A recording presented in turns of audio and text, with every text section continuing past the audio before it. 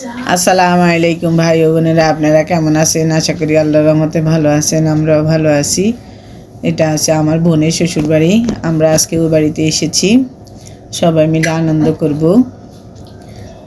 এই যে ওদের ঘরটা অনেক বড়।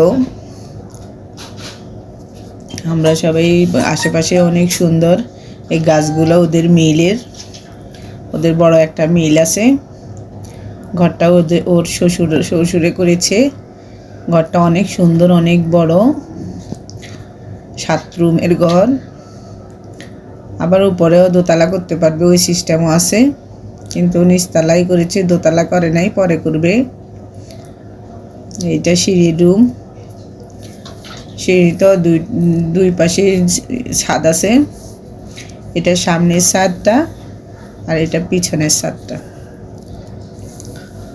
এটা সামনেরটা। এই যে আমরা পিছনের ছাদে যাইতেছি। এই যে পিছনের ছাদটা অনেক বড়। এখানে একটা বড় বড়ি গাছ আছে। বাচ্চারা সবাই এখান থেকে বড়ি পেড়ে পেড়ে খায়।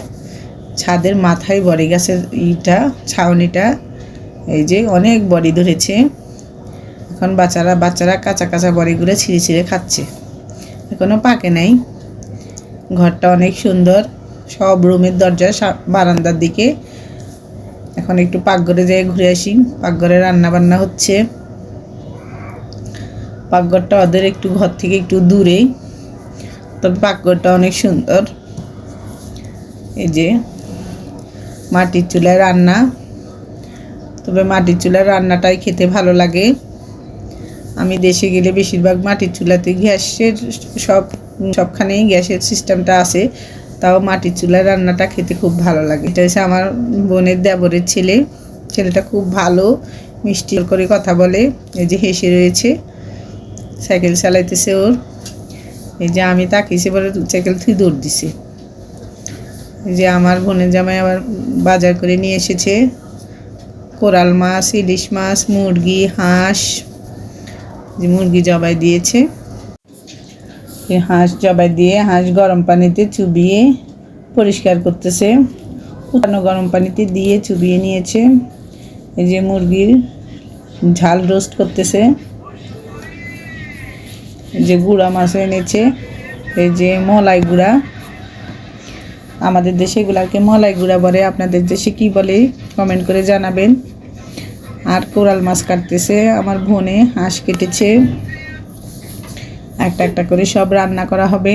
এই যে হাঁসও বসিয়ে দেওয়া হয়েছে, মুরগি হয়ে গেছে।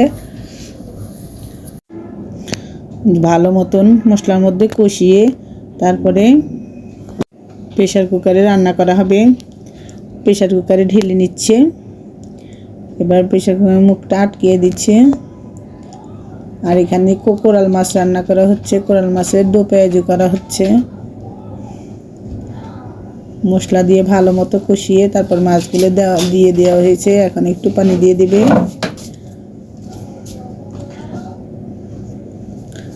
অল্প একটু পানি দিয়ে আরও কিছুক্ষণ কষাবে। কোরাল মাছ একদম নরম, অল্প পানি লাগে, বেশি পানি দিলে আবার মাছ বেশি ভর্তা হয়ে যায়। এখানে পোলাও করা হয়েছে, সাদা পোলাও। সবগুলো রান্না কমপ্লিট। এখন আমরা খেতে বসবো।